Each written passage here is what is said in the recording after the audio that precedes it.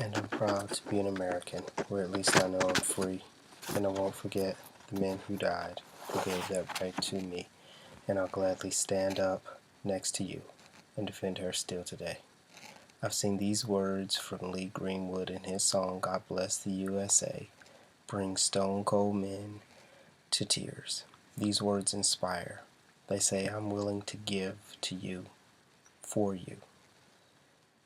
It is taking pride in taking care of your fellow Americans. As JFK said, ask not what your country can do for you, but what you can do for your country. I'm going to help you understand why we should have a national service requirement. As a volunteer member of the U.S. Navy and a recruiter, I know firsthand what it takes to contribute to the American team.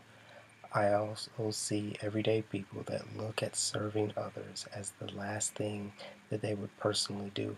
Most of these people have no care for this nation, their neighbors, or even their own families. The very thought of that scares me for my own children's future.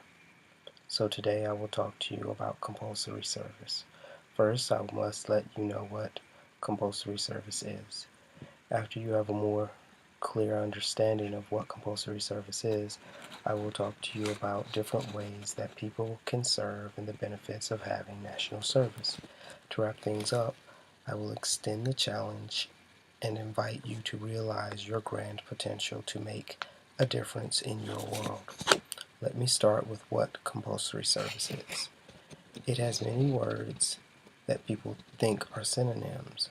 According to Merriam's Thesaurus, some of these words are conscription, draft, involuntary service, slavery, and so on.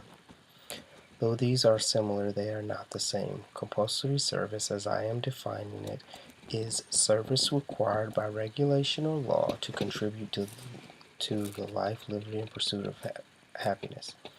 People hear this and start to think, I am trying to send people off to fight in and possibly die in war. That's not what I'm talking about. I do not want people going off to war. I do not like to see my friends or anyone die from war or violence. I also do not think that everyone should have access to guns and the launch codes. I'm talking about choosing to help and further this nation. I am allowing for this service to be in the military if that is your desire, but it is not limited to the military. There are many different organizations and affiliations that offer service and opportunities for us to help out. Let me tell you some of the organizations that can be a part of this service. I'll start with the Corporation for National and Community Service.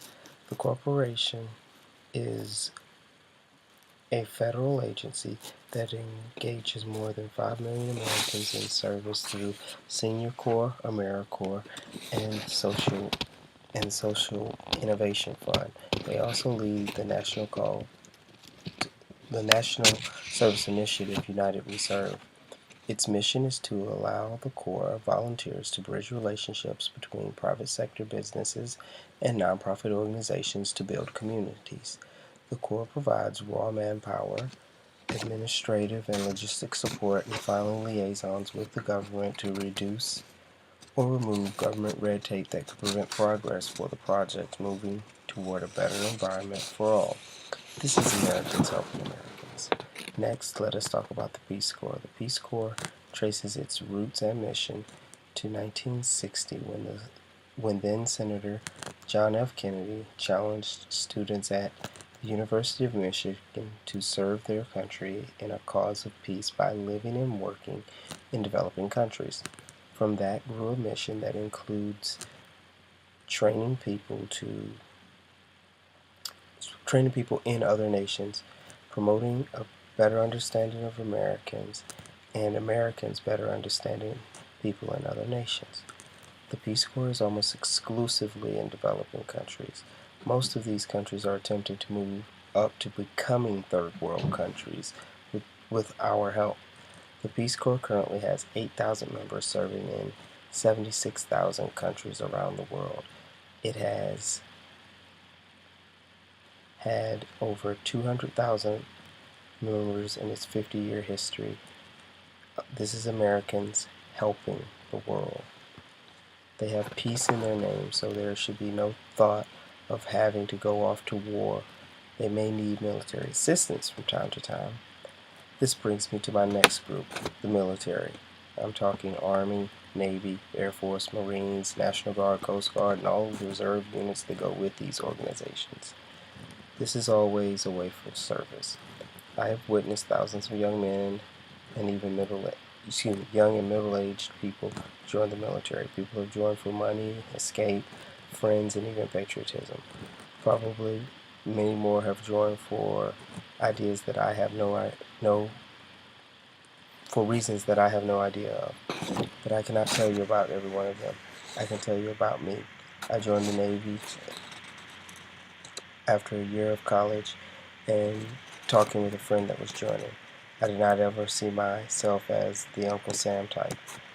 Truth be told, the only reason I joined was that I had the right and I wanted to help someone. So I exercised that right. I'm not going to share the rest of the story, just know it's been fun. It has helped me and molded me to prepare me for life. That's why I strongly believe in service. I have given and know how much I have received from my service. This is Americans helping the world and Americans. As of right now, we do not have a version of a National Service Organization registry. This would be an organization that is where other organizations may be. This would be an organization that classifies other organizations, including charities, to become part of a network of viable options for service. It would be the network criteria that must be there would be network criteria that must be met, and the service must contribute to and advance the community, nation, etc. Obviously, there would be a lot more to the criteria, but I want you to understand that it would be about building relationships to build all of us. It would be able to include organizations like Habitat for Humanity and hospice care.